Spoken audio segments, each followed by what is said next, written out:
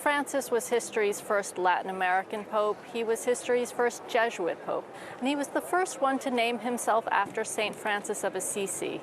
That Franciscan friar was a real lover of nature, and that message really came through in the emphasis that Pope Francis placed on caring for the environment.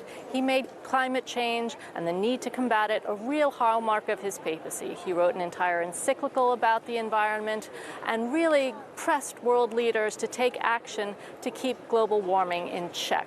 Some of the other big areas of concern for the Pope was the poor. He traveled around the world and always met with people in the slums, in prisons, everyone on the margins of the society.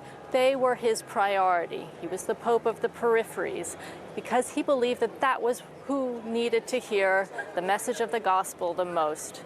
He said that the Vatican and the Catholic Church should be a field hospital for wounded souls, and that was what carried through his papacy.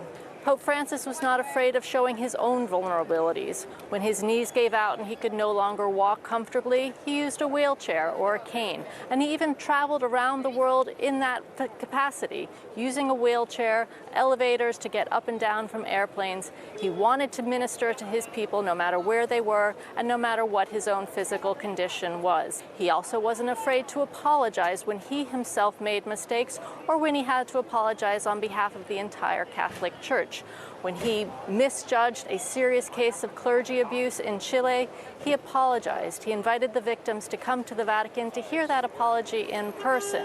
He also apologized on behalf of the Church for the wrongs committed against indigenous peoples. He traveled to Canada to make that apology in person to bring the message to the people most affected.